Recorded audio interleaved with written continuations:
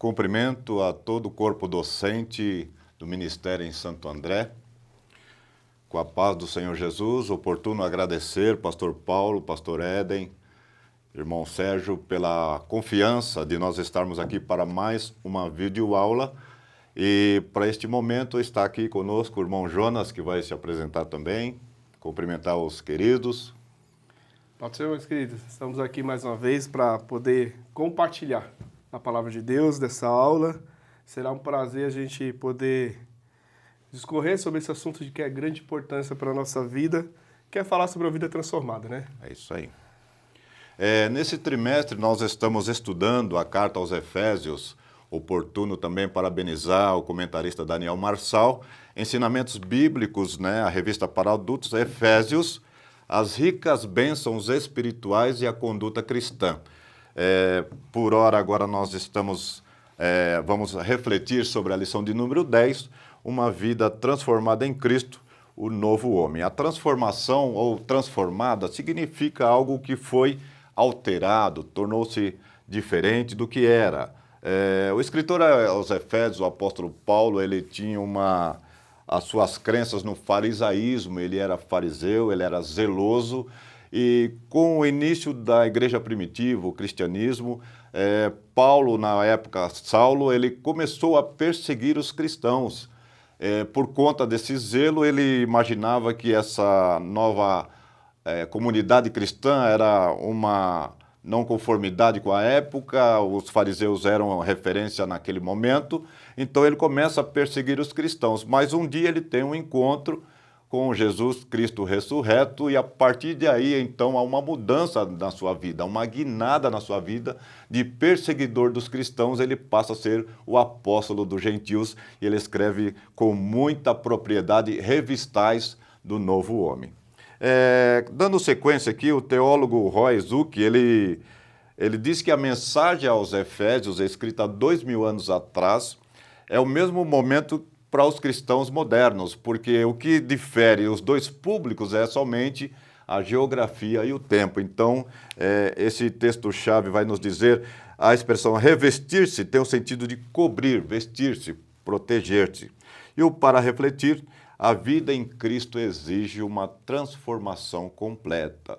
E por falar em transformação, nós conhecemos o termo metanoia. Meta é além de, e noia é mente ou razão, ou seja, ampliar os horizontes. Jesus ele usa algumas expressões, levantai as vossas cabeças, erguei os vossos olhos. É um convite a uma expansão da mente. E Paulo vai escrever em 1 Coríntios, capítulo 2, versículo 16, vós tendes a mente de Cristo. É necessário, então, nós termos essa mente, essa transformação, quando nós aceitamos a Cristo e agora somos nova criatura. E achei bem interessante a imagem, né, nova criatura ali, no início da lição, quando temos aqui uma figura de uma imagem de uma cruz que revela muitas coisas para nós. Na leitura bíblica, Efésios está registrado em Efésios capítulo 4, versos 24 a 32. Nesses 8 versículos aqui, o apóstolo vai dizer ou comentar sobre uma sequência de 6 regras, procedimentos relacionados com a nova natureza. Então, nós vamos discorrer durante a videoaula sobre essas questões, né, irmão Jonas? A questão da mentira, né? Comente alguma coisa, já nós vamos entrando já nesta lição. Porque falar de vida transformada vai falar de uma vida que provém do Cristo, né? Às vezes a gente acha que aceitar a Cristo ou estar em Cristo é apenas um ato de levantar as mãos. Nós sabemos que para além disso existe e vai exigir da gente, nesse caminhar com Cristo, uma transformação. Então, quando a gente visualiza o Cristo, nós precisamos entender quem Ele é. Sabemos que o livro de Levítico ele é uma declaração pura de quem Deus é, sua santidade, o seu zelo. Então, como alguém novo em Cristo, diante de uma filosofia que hoje nós vivemos, né? Hoje o mundo, infelizmente... Relativo, né? Relativo a muitas coisas. E exige muito pouco daquele que está no Evangelho. E nós sabemos que o reino de Deus ele vai exigir da gente. Se a gente olhar para a caminhada de Cristo aqui na Terra, você vai ver que uma multidão de pessoas quiseram seguir Jesus. Mas ele deixou a opção, né? Você quer me seguir? Uma escolha. Você quer me seguir? Negue-se a si mesmo. Toma a sua cruz. Jesus não meteu uma arma na cabeça de ninguém, mas ele exigia de você uma mudança. Um compromisso, uma responsabilidade. Uma aliança. E isso falta na gente hoje, na geração de hoje, onde parece que alguns valores se perderam. Hoje, se você olhar a filosofia do mundo hoje, qual que é? Eu sou o que eu sinto. Então, o que eu sinto define quem eu sou. Só que, na não tem uma verdade absoluta. Não tem uma verdade. Então, a gente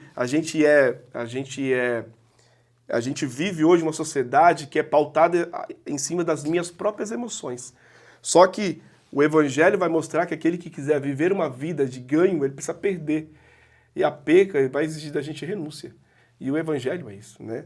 Então você vai ver que no texto da lição, em Efésios 4, 25, vai dizer exatamente isso. Por isso, deixando a mentira, fale cada um a verdade com o seu próximo, porque somos membros uns dos outros. Então aqui, ele deixa claro, Efésios, que a mentira é uma coisa que não deve existir naquele que serve a Cristo. Porque se uma vez eu tinha a minha fala ela era duvidosa, ou era uma fala problemática, uma vez que eu aceito a Cristo, uma vez que eu sou uma nova criatura, agora o meu falar é diferente. Agora o que eu falo é uma fala que provém de verdade, porque o meu Deus é verdade. Sim. E nós bem sabemos que aquele que mente, como ele já orientou, já usou dessa artimanha lá atrás, através da serpente, né? Ele meio que mascarou uma meia-verdade, né? Usando ali dos seus jargões para manipular. E aqui é até interessante que a gente vê que Satanás ele usa a própria palavra para fazer o homem pecar. Então, às vezes, a gente está pregando, está ensinando e está usando a verdade para manipular, às vezes, as pessoas para o caminho da mentira. Então, às vezes, até aquilo que eu faço propriamente dito para o reino, se eu não tomar cuidado, eu estou me deleitando nos meus próprios desejos. E a mentira aqui, irmão Jonas, no original não é só verbalizar ou falar a mentira, é toda forma de engano. Toda forma de engano, justamente. Então, talvez a pessoa esteja preocupada, não, eu não vou mentir. Não, mas o que ela pratica no dia a dia, os compromissos, os negócios que ela faz, então a mentira é toda forma de engano, é um pouco mais abrangente. Sim. É toda a maneira de conduzir as coisas. Sorrateira de conduzir as coisas. E sempre, a gente vê aqui que é sempre visando um prazer próprio, né? Um benefício próprio. Benefício próprio. Independente do prejudicar o semelhante. Sim, justamente. E aí até aquele contexto que a gente estava conversando, em off, né? Se a gente olhar para algumas passagens bíblicas, você vai ver que aparentemente parece que algumas pessoas usaram de mentiras para justificar um ato que aconteceu no caso de Raabe ali, mas se a gente avaliar a vida dela transformada após isso, não condiz com aquele período que ela viveu. E também um texto que é descritivo e não narra um conceito ético-moral, não pode ser levado em conta nesses parâmetros. E aqui é até um cuidado que nós precisamos ter, porque às vezes nós queremos usar parâmetros de algumas passagens bíblicas para dar suporte para as nossas ações e fraquezas. Nossas atitudes, né? Então, outra coisa interessante, que tudo aquilo que a gente faz, como fala e honestidade, ela precisa ser franca. Hoje, no mundo de falsificação, ou seja, você olha para as vitrines do Instagram, das redes sociais, você vê pessoas que fingem ser o que não é, né, mascaram a verdade e às vezes até as nossas próprias pregações que a gente vê nas redes sociais são umas pregações que não falam uma verdade plena. Eles passam aquela mensagem de um amor, mas esquece que existe uma verdade que precisa ser dita. Então, o evangelho, ainda que doa, né, ele vai trazer cura para a nossa alma. Então, nós precisamos viver uma verdade plena. No mundo da vitrine, no mundo onde a gente não fala a verdade para machucar as pessoas, a gente também não pode se ocultar de falar a verdade. É claro que como... De forma amorosa, isso, de forma... como o próprio texto vai dizer, nós somos membros uns dos outros. Então, tudo aquilo que nós falamos precisa ser feito em amor. Então, às vezes aquela pessoa, pastor, vai falar usar aquela fala, eu falo a verdade mesmo, doa quem doer. Não é bem assim. Porque se eu amo, a minha verdade precisa trazer liberdade, libertação e cura para a pessoa. Então, se minha palavra não vier com isso, então não é verdade. É um excesso de verdade. Sim. Que é considerado sincericídio, né? Sim. Falar a verdade, doa o que doer. E essa frase, doa o que doer, nós vemos que a pessoa que recebe essa palavra agressiva, ela passa a se isolar, às vezes até socialmente, ela passa a não querer mais a amizade das pessoas, ela começa a ver que, no caso aqui, Paulo está escrevendo a uma comunidade cristã, aos irmãos de Efésios, ele está dizendo primeiro para os membros, olha, porque falar é verdade porque somos membros um dos outros. Então ele está dizendo para uma postura de verdade dentro de uma comunidade cristã, só que ela é extensiva também às outras pessoas, a outros semelhantes que não professam a fé.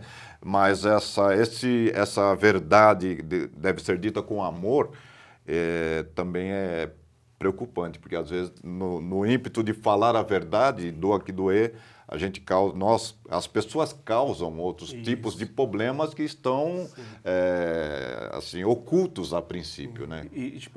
A gente percebe que gera até um desgaste da igreja, porque quando a gente não toma cuidado até com a forma como a gente fala, você pode pensar hoje que a gente tem uma geração onde as pessoas estão se machucando, estão se isolando. Às vezes, pelo aquele anseio ou aquele excesso de cuidado de não se machucar mais, por conta de algumas palavras que foram mal proferidas, as pessoas se isolam. E aí há uma ruptura no corpo. Sim. Então, se a gente faz parte de um corpo, e a gente sabe que o cabeça é Cristo, o Cristo não pensa dessa forma. O Cristo ele não quer espalhar o seu corpo, ele quer juntar. Então, a minha fala, você vê que é muito mais profundo. Tudo aquilo que nós fazemos, tudo aquilo que nós falamos, ele precisa ser tomado cuidado. Provérbios 25, 11, 12 vai dizer assim, ó, como maçãs de ouro em salvas de prata, assim é a palavra dita ao seu tempo. Como pendente e joias de ouro, assim é o sábio repreensor para o ouvido atento. Então, a minha palavra, ela precisa produzir vida nas pessoas. Então... É a edificação, a edificação. Né? Através das palavras. Justamente. Tudo. A introdução aqui, irmão Jonas, fala de uma transformação radical. Ou seja, ou é verdade ou é mentira, ponto, mesmo que eu seja pressionado por questões externas, eu preciso falar a verdade. Justamente. Porque, vamos lá, hoje parece que, por conta, às vezes, de pressões externas, né? Por conta de, às vezes, favoritismo, nós precisamos tomar cuidado como igreja. Às vezes, por não deixar pessoas em saia justa ou por não entrar em situações que ele vai saber que vai gerar um constrangimento ou vai gerar um embate, as pessoas se omitem da verdade. Isso quer seja isso no âmbito social, no trabalho ou na igreja.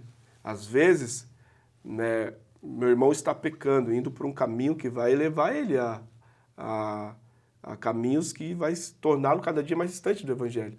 E às vezes nós também negligenciamos por não falar a verdade.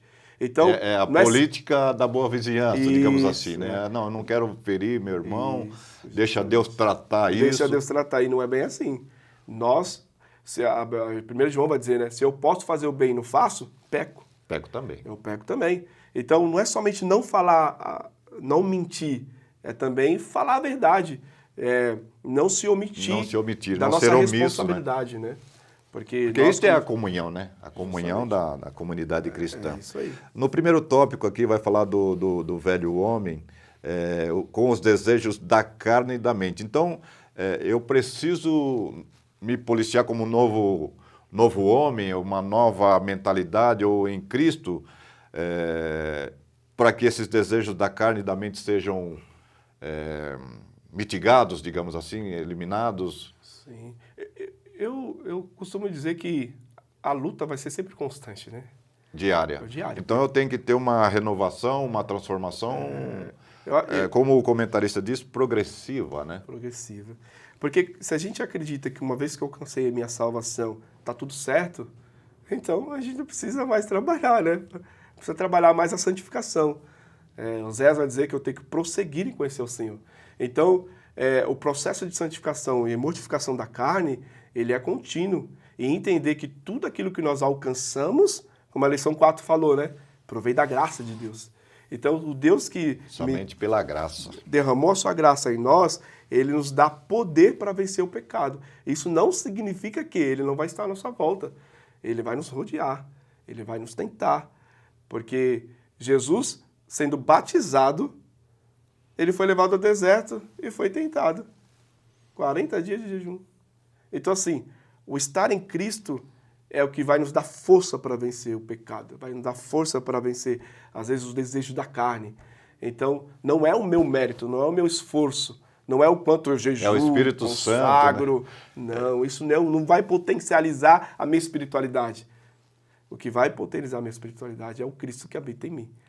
E aqui no final do tópico primeiro vai falar sobre a perseverança, a oração, estudo constante da palavra de Deus e a permissão. Achei bem interessante comentar isso. E a permissão. Então, há situações que pessoas não estão numa comunidade cristã, mas não tem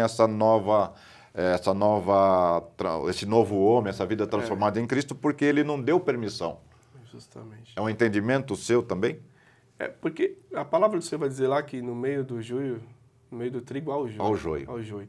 Então, assim, há muitos que, infelizmente, estão dentro da igreja, mas não querem viver essa nova vida. Às vezes vivem uma vida religiosa. Às vezes, muitas pessoas estão dentro da igreja e acham que o fator de estar lá já é suficiente. E esquece que tem uma vida que precisa ser realmente, de fato, vivida no Evangelho. Então, ser religioso não é ser cristão, não é ter uma vida transformada. Tem um texto bíblico interessante, né? Nem todo que me diz Senhor, Senhor, entrará no reino dos céus. Mateus capítulo 7, versículo 21. Então esse versículo representa a vida de um religioso que não quis ser transformado em Cristo. Justamente. Ele simplesmente vai aos domingos, vai na semana, tem seu tempo de liturgia, mas ele não quer um compromisso, não quer uma transformação. Não quer. Ele quer mais um Deus que serve ele do que servir o próprio Deus, né? Então a gente quer apenas um Deus que nos sirva. Quando eu quero... Quer as bênçãos de Deus, mas não quer o Deus da bênção. Não quer. Infelizmente é isso. E se a gente olhar no contexto do qual nós vivemos hoje, enfatiza muito isso. Porque hoje a gente vive o triunfalismo. Um triunfalismo e Se Deus não fizer, E um homem no centro de tudo, né? Então, é uma pregação que sempre visa o ego do homem, o bem-estar meu. São louvores que vão identificar muito mais o homem do que Deus. Então, a gente não tem um Deus para nós, né? A gente quer um Deus que sirva a nossos prazeres. A gente não quer servir a Deus. O tópico 2, agora falando do novo homem. Quando recebemos a Cristo em nossa vida, somos chamados a nos revestir do novo homem, criado em justiça e santidade. Este novo homem é resultado da obra regeneradora do Espírito Santo, que nos transforma e nos capacita a viver de acordo com os princípios divinos. Quais seriam esses princípios divinos? Na lei de Moisés, ali do Antigo Testamento, no Pentateuco, tinham várias leis que o judeu ele precisava cumprir. Mas agora os princípios divinos, no meu modo de ver, Jesus, ele resumiu em 2 mandamentos que a gente precisa seguir. Simplificou tudo. 2 mandamentos: amar a Deus de todo o seu coração, de toda a sua alma, e amar ao próximo como a ti mesmo. Você acha que esses 2 mandamentos é suficiente para nós termos uma vida, essa nova vida, esse novo homem? Porque aparentemente é simplista, né?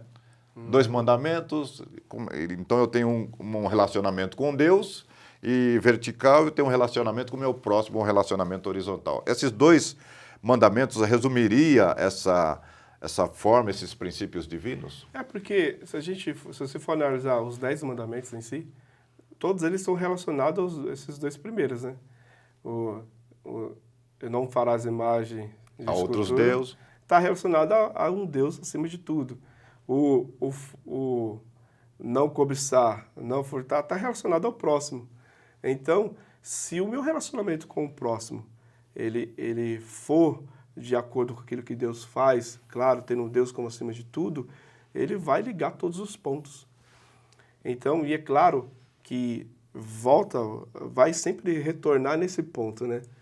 Eu acho que quando eu amo ao meu Deus acima de tudo e ao próximo, essa é a base para uma conduta cristã saudável. São os pilares principais. São os pilares principais para uma vida santa, né? Então, às vezes, que nem o próprio pastor falou, parece ser simplista, mas existe uma grande profundidade em tudo isso. Sim. Vai amar ao próximo que te pisa no pé. Né? Vai amar ao próximo que às vezes não quer olhar na sua cara, que às vezes não quer ter um relacionamento com você. Não é fácil. Vai amar a Deus acima de tudo quando falta na sua mesa. Vai amar a Deus acima de tudo quando você vê o ímpio prosperando e parece que as suas coisas não vão bem. Então, essa é a visão de que tudo isso, que essas leis que foram ditas através de Moisés, e da qual a gente tinha como um espelho, né, que só refletia o nosso estado. E nós não encontrávamos condições alguma de vencê-las. Mas aí, através dessa graça e nesse novo resumo do Evangelho, Jesus fala assim, em mim você pode. E tem até, o irmão comentou, a doutrina do lava-pés, né? Isso. Jesus, eles esperavam, os discípulos estavam ali imaginando serem pessoas de referência. E Jesus, sendo Deus, ele se lava os pés dos discípulos de quem? De Pedro, que vai trair. Justamente. Judas, que vai negá-lo. Que vai negar. Uma outra aula que nós tivemos, né? Aí, dando continuidade aí, somos chamados a andar em novidade de vida, vivendo de maneira que honre a Deus em todos os aspectos de nossa existência. Esses aspectos aí seria profissional, Sim, familiar, secular. sim, claro. Então, quando eu honro os meus compromissos, eu honro o meu contrato de trabalho, eu honro os meus negócios, eu estou honrando a Deus e as pessoas vão ver em mim uma pessoa que foi transformada, que é uma nova criatura, um novo homem. E tem uma coisa interessante, pastor, que às vezes a gente acha, e nesse ponto eu acho que vai falar muito sobre isso, a gente cria uma ideia dualista, né? Parece que o meu trabalho, a minha vida secular e a minha vida na igreja não tem qualquer ligação. Na igreja é uma coisa, trabalho é outra. Né? Na igreja eu tenho que ser aquele cara certinho, mas no trabalho, não. No trabalho, pode abrir concessões. A gente tem que ser maleável. Né? Se for possível dar aquela mentira para o patrão, dar aquela enganada, não, é para um bem maior. Então, não dá para separar. A minha vida que glorifica a Deus, ela está em tudo. Né? Então, é o meu falar, é o meu trabalho, é o porquê eu trabalho. Que se a gente vai ver na sequência do texto de Efésios, ele vai falar que o meu trabalho também tem que ser para ajudar os necessitados. Então, se eu trabalho simplesmente só para o meu bel prazer, se tudo que eu faço simplesmente é para ganhar riqueza, amontoar ouro, como diz a parábola, né, do servo. Do servo lá que enche a sua fazenda, enche o celeiro. Aí a pergunta faz, louco, essa noite te pediram a tua alma. O que tens? Para quem será? Então, tudo que nós fazemos, ele precisa ser direcionado justamente para uma vida que glorifica a Deus. A nossa vida precisa glorificar a Deus. Então, quem tem uma vida transformada, glorifica em tudo aquilo que faz. Quer seja no seu falar, no seu cotidiano, no seu trabalho, honrando seus compromissos, sendo fiel quando necessário, né? Falando a verdade quando possivelmente o seu trabalho pode correr um certo risco, que às vezes, por conta de perder o seu emprego, você vai mentir, vai fraudular, você vai negar. Espera aí, quem é o nosso Deus? Ele vai garantir, né? Que vai garantir. E aí a gente vai mostrar onde de fato está o nosso coração, né? Porque o provérbio vai dizer, né? Sobre tudo que deve guardar, guarda teu coração. Então o nosso coração, ele é a fonte de todos os caminhos. Salmo 139 vai falar muito bem sobre isso, o salmista fala sobre isso, né? O nosso coração, ele tende a ser carnal. E quando a gente não toma cuidado, a gente vai sendo guiado por ele. Esse processo, esse crescimento contínuo em maturidade espiritual, aqui o comentarista está dizendo, e foi muito interessante, pertinente comentar sobre isso, através da leitura da Bíblia, oração e comunhão com outros crentes. Mas se a pessoa é autodidata, eu sou autodidata, não quero me relacionar, eu aprendo sozinho. Eu leio a Bíblia, eu consigo entender os textos, eu não preciso da comunhão, não preciso da comunidade de cristãos. Você acha que existe em nossa modernidade alguém que pense e faça e pratique isso? Não se isole da comunidade cristã para não ter esse crescimento e falar, não, o crescimento sou eu que vou crescer espiritualmente sozinho. Existe essa possibilidade? Existe a galera que não quer viver em comunidade, que quer viver sozinho na sua casa, né? Quer viver desigrejada, achando que pode fazer tudo sozinho. Mas não dá para conjugar a igreja no singular, a igreja é coletiva. Então, se eu sou autodidata, bom, então, maravilha. É por isso que Deus chamou uns para mestres, professores, pastores, evangelista. Então, se o Senhor me chamou me deu uma capacidade de expor ou de entender as Escrituras, qual que é o meu papel? Servir a igreja. Então, se o meu conhecimento, como diz um pastor que eu gosto muito de ouvir ele, às vezes, se o meu conhecimento não serve para a igreja, para nada serve. Então, se o Senhor me deu uma capacidade de poder ajudar, como os acadêmicos fazem conosco, né? Todos os livros escritos, quantos comentários. Compartilhado. O conhecimento do Evangelho, ele é compartilhado, né? E assim a nossa comunidade de fé vai crescer com o conhecimento da verdade e de comunhão. Porque um transmite o conhecimento, outro transmite amor, outro transmite fidelidade, que tem pessoas que são extremamente fiéis, né, no lealdade. Então, isso nós vamos compartilhando e um ou outro vai se ajudando e vai vivendo essa vida, se fortalecendo unânimes, né? E mantendo essa vida transformada, né? Com certeza. Há algum momento que a pessoa começa essa vida transformada em Cristo e, de repente, no meio da jornada, no meio do caminho, ela desiste disso e começa a praticar? Seria a questão que fala das obras da carne. É muito maior a pressão do mundo sobre a vida do homem ou da mulher que está querendo essa nova vida em Cristo. É porque os pratos e a tentação que o mundo nos mostra sempre é tentado a gente cair mais por esse lado porque ele é visível, né? O reino espiritual, pelo contrário, ele é invisível, em certa forma. A gente não enxerga a salvação hoje, né? Falar de vida transformada parece que não tem muito glamour, né? Sim. Se você falar de domínio próprio, quem enxerga o domínio próprio, né? É mais fácil chegar o pregadorzão lá na frente do puto que prega, que taca fogo, para aquele irmão tá visível, mas o irmãozinho lá do banco que ninguém enxerga, que o irmão tem domínio próprio, tem oração, isso não é muito visível. Então, o mundo sempre é mais, parece ter um sabor mais gostoso. Porque Satanás, ele é artiloso, né? Sim. Então ele vai trazer pratos que vai nos chamar atenção. Então uma vida promíscua, ou uma tentação por uma vida mais financeira melhor, ou até mesmo mais amizades, que vai deixar você mais bem recheado, né? Então o mundo sempre tem muitas coisas a nos oferecer. Legal. Ira. Eita. Equilíbrio emocional. Como vamos...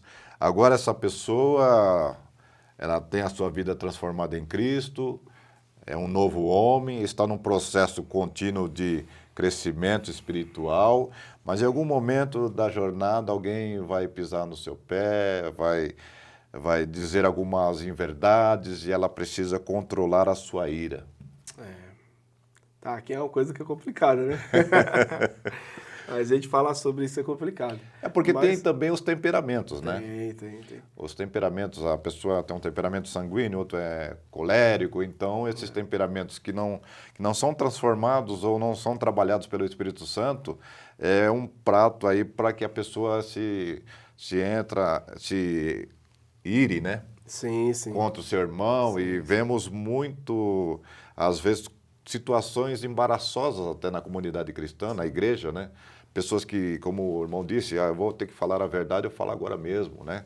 Mas a pessoa que está ouvindo esse momento de ira, momento de nervosismo, acaba atrapalhando até a vivência coletiva ali, né? Sim.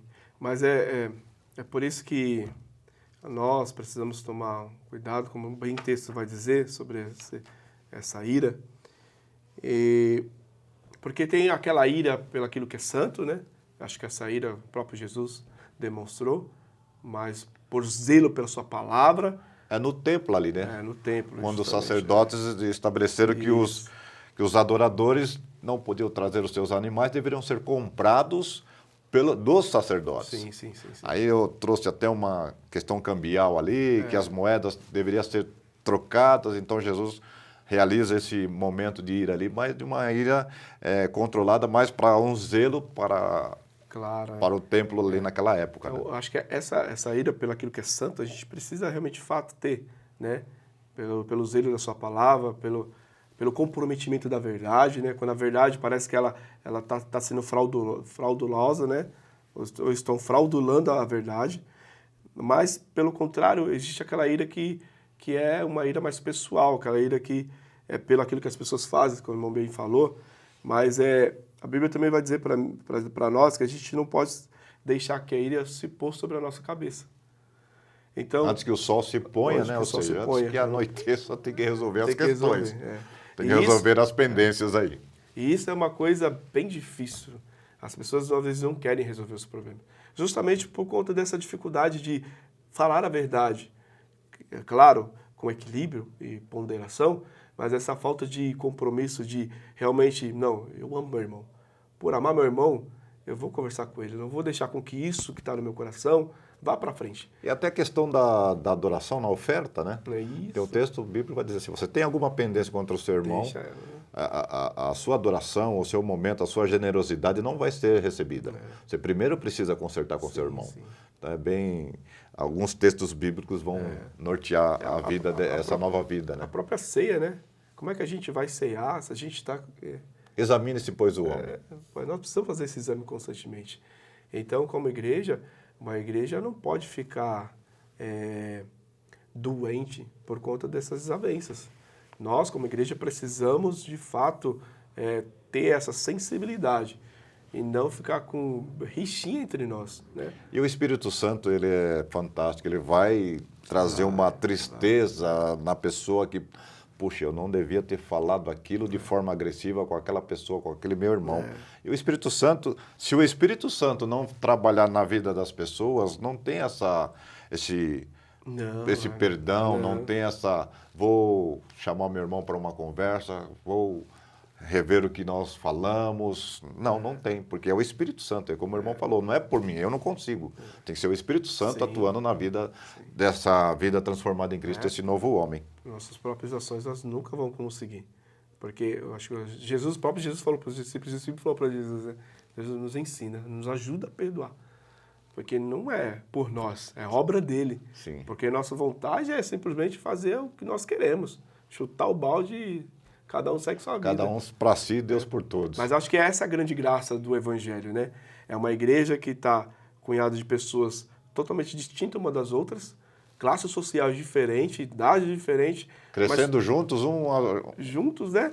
Um demonstrando o outro. Tudo no local. É o corpo, né? É a igreja, é o corpo. O dedo da mão, não, todos são importantes. Todos são importantes. Tópico 4, vamos já caminhando já para os finais aí, a edificação pelo falar. edificação é um termo de construção, né? Isso, é. Mas também um sentido figurado exemplificando é construir com palavras, né? Isso. Acho que até o texto mesmo de Efésios 4:29, da lição, vai dizer assim, ó, não saia da vossa boca nenhuma palavra torpe, e sim unicamente a que for boa para a edificação, conforme a necessidade. Para promover a edificação, Para né? promover a edificação. E assim transmitir graça aos que ouvem. Então, e é interessante que aqui palavra torpe não é simplesmente, às vezes as pessoas acham que é só um palavrão, mas não. Você vai ver lá a palavra torpe, Turpes, né, no Terços, latim. ele vai dizer assim que é o corrompido por alguém e não mais próprio para o uso. É uma coisa gasta, de qualidade pobre, ruim, impróprio para o uso, sem valor. Então, toda palavra que eu vou proferir que não traz qualquer edificação ou que vai causar destruição, ela é uma palavra imprópria. E eu devo me conter, devo me controlar. Vale a pena falar? Eu preciso trazer palavras que vão edificar e não destruir as pessoas. Né? E nós acaba destruindo a pessoa, porque uma pessoa que tem um temperamento introvertido, ela vai acabar Ficando mais ainda. ficar mais doente, não se alimentando. Por quê? Por conta que vai gerar uma amargura, vai gerar um ódio ali. Sim. Até na questão fisicamente, no físico da pessoa, ela vai, a mente, noites mal dormidas por conta de uma palavra que foi falada. Então gera todo um cenário até na questão da saúde da pessoa. Agora o perdão. Difícil.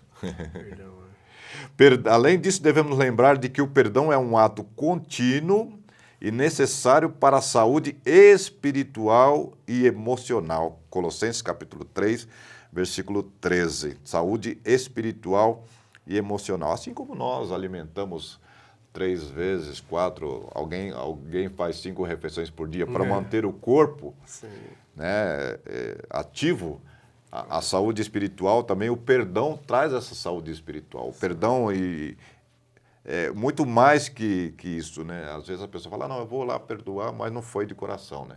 Então o perdão, ele elimina até doenças psicossomáticas, né? Doenças que foram contraídas e vai no farmacêutico ou vai no médico e a questão é uma palavra mal que foi falada numa hora imprópria, né? Então, mas o perdão também liberta, né? O perdão é libertador. Liberta. Porque tira qualquer raiz de amargura, né? Que, né, o pastor falou, que causa doenças no corpo. E o perdoar, às vezes, nem sempre é fácil, mas é um trabalho que precisa ser feito contínuo, né? E é claro que a gente, assim como o prego que é martelado na madeira e se arranca, Fica a a marca. marca. Isso não significa que você perdoar, você vai ter uma amnésia, você vai esquecer. Mas é saber que quem cura todas as feridas é Deus. Então, o liberar perdão, ele salva, ele sara, ele cura as pessoas. Então, isso tem que ser uma prática diária na nossa vida. Quantas famílias, eu até tratando algumas pessoas, conversando com pessoas, você vê que muitos casos de família, muitas separações de família, é justamente por falta de perdão, por falta de um olhar no olho do outro e um se compadecer do outro e perdoar. Então, uma igreja que progride, uma igreja que tem Cristo como cabeça, ele entende essa necessidade. Porque se Cristo é o cabeça e a gente ama como a base, né, daquilo que a gente estamos conversando, a base é amar a Deus e ao próximo, poxa, se eu não consigo amar ao meu próximo, da qual eu vejo, como que eu amo a Deus, da qual eu vejo? Sim. Então, como tem uma grande ilustração do triângulo, quanto mais próximo eu estou do meu irmão, mais próximo eu estou de Deus. Então, assim, a base para uma vida cristã saudável é a gente se relacionar. Numa sociedade onde nós estamos vivendo isolamentos, nós precisamos quebrar essas barreiras. E como igreja, crescer nesse amor, né? Um amor que cura de verdade, não um amor fingido, não um amor falado. Porque hoje a gente fala muito de amar, mas é uma marca que se tornou uma palavra superficial. Mas o amor de Cristo, de verdade, é aquele amor prático. Sim. É aquele amor que As abraça. obras. É aquele amor que abraça, que sente. As boas obras vão... É. Quando as nossas palavras e ações refletem a graça de Deus, tornamo-nos luz em meio às trevas, mostrando aos outros o caminho para a verdadeira vida em Cristo. Assim resplandeça a vossa luz diante dos homens. É isso aí. Achei interessante que, falando agora, me lembrei que o profeta está indo para o Monte Carmelo, ele só passa. Ele só passa, ele não fala nada. A mulher sunamita vai dizer, eis que vejo que passa por nós é um santo homem de Deus. Então, lá no Antigo Testamento, uma verdade absoluta, e às vezes não é só palavras, mas é a nossa postura, o nosso dia a dia, que vai refletir a glória de Deus. A prática da edificação pelo falar exige de nós uma vigilância constante sobre nossas palavras. Então, o que eu vou falar? Agrega valor? Isso. Vai ser importante? Em qual momento eu devo falar? Vou falar agora ou é melhor esperar até amanhã? Quando os ânimos se acalmarem, amanhã eu falo, não é melhor? Então, assim, a vigilância constante sobre nossas palavras e o reconhecimento de que elas têm poder para influenciar positivamente ou negativamente aqueles ao nosso redor. E aqui está falando da comunidade cristã. Isso. Não está falando para os gentios. Aqui, o apóstolo Paulo está falando para os gentios, está escrevendo aos irmãos efésios, aos gentios daquela época, mas também esse texto é riquíssimo para nós também, Sim. então, ao nosso redor. Então, nós precisamos pensar. Eu vou falar, vai afetar negativamente ou positivamente? Se é negativamente, eu preciso refletir, pensar, ponderar e aguardar, né? Se não, nem falar, né? Devemos pedir a Deus sabedoria para que nossas palavras sejam sempre edificantes. Aí Tiago escreve, aquele que tem falta de sabedoria, peça a Deus. Devemos pedir a Deus sabedoria para que nossas palavras sejam sempre.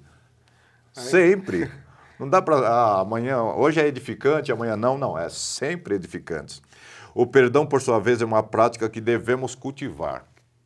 E a palavra cultivar, você vê, se relaciona, associa o quê? Uma planta que você precisa adubar, que você precisa regar a planta para que ela cresça, né? Cultivar com diligência, reconhecendo que fomos perdoados por Deus em Cristo, portanto, somos chamados a perdoar uns aos outros com a mesma graça.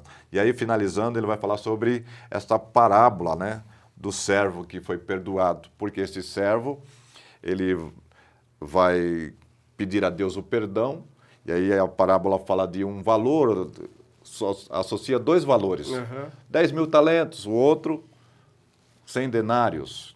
Então, uma conta impagável, né? Aí, para nós, reconhecemos que Deus nos perdoou. Nós não tínhamos condições de pagar essa conta. Era impagável. Aí Jesus nos perdoa. Mas o nosso irmão, que talvez por inocência ou por ignorância falou alguma coisa, nós não perdoamos. Nós não perdoamos e ele vem pedir perdão, não te perdoo.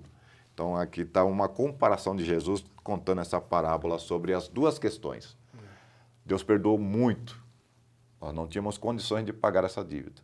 E aí às vezes o nosso irmão, por uma questão menor, nós não perdoamos. Então está aqui o conceito de Jesus para essa condição. Ele nos chama à reflexão. Eu te perdoei. E agora você precisa perdoar o seu irmão. E fechando, é interessante que nessa parábola, Jesus vai falar assim, aquele que muito ama, muito é perdoado. Então quem entende o quanto de perdão recebeu de Deus, ama muito mais. Quem muito vai amar, pode olhar o histórico. Ele muito foi perdoado. Sim. Então, assim, é a gente olhar para a nossa vida, ver quem somos e saber que, poxa, quem eu era? Olha o que Deus fez por mim. É como o pastor bem disse aí, esse valor aí, e eu estava vendo um dia, era estimado como se fosse o imposto da cidade de não sei quantos anos. É uma dívida realmente, de fato, impossível de pagar. Então, essa é a percepção que nós precisamos ter. poxa, olha o que Deus fez por mim. Olha essa graça que me alcançou. Então, o meu coração precisa amar muito. Então, se eu não estou fazendo isso, é porque eu não entendi ainda o quão perdão o Senhor deu para mim. É porque às vezes as pessoas acham, só para a gente finalizar, acham que, tipo assim, eu nasci na igreja, no meu caso, eu nasci num lar cristão. Deus não precisa fazer muito esforço para me salvar. Aquela ideia de que aquele que veio a todo torto do mundo, aquele sim. Deus precisou esforçar demais ele para salvar ele. Mas não. Deus olhou para nós no mesmo estado, pecadores, sem qualquer direito do céu. Mas ele nos deu a sua graça. Então quem entende isso ama de forma extraordinária, porque foi muito amado. Sim. Para finalizar, fechando aqui, eu vou ler a conclusão e depois encerramos com uma oração para que os professores possam, no domingo, e professoras ministrar uma aula sobre essa vida transformada em Cristo, o novo homem. E quando falo novo homem, está dizendo também da mulher, que é uma questão de pessoa, né? Sim. É uma pessoa.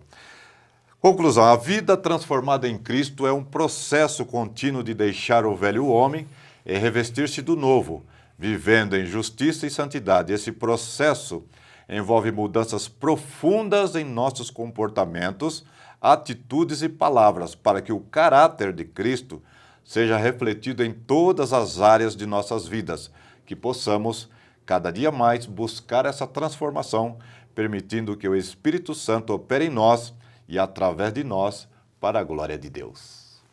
Amém. Então, vamos fazer uma oração, né? Sim. Agradeço ao seu professor e aproveite bem, medite bem, para que nós possamos, de fato, mostrar para a igreja, mostrar para os nossos amigos o quão importante é isso, né? Às vezes nós esquecemos esses detalhes. Então, que o Senhor possa nos dar essa graça. Se o pastor quiser conduzir a oração, pode. Que os professores, então, tenham uma ótima aula no domingo. Quero encerrar com oração, agradecendo o seu tempo precioso que esteve conosco nessa videoaula. Que o Espírito Santo conduza você, professor, professora, na ministração da aula no domingo.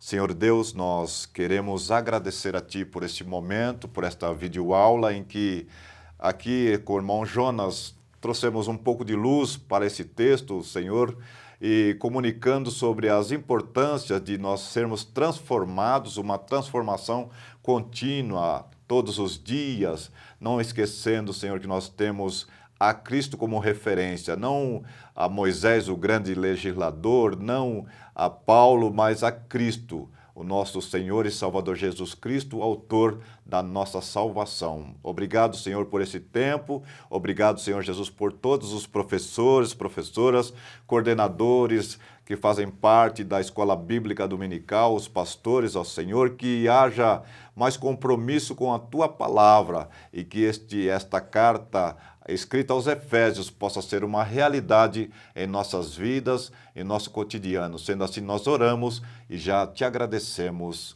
Amém. Deus abençoe vocês. A paz do Senhor.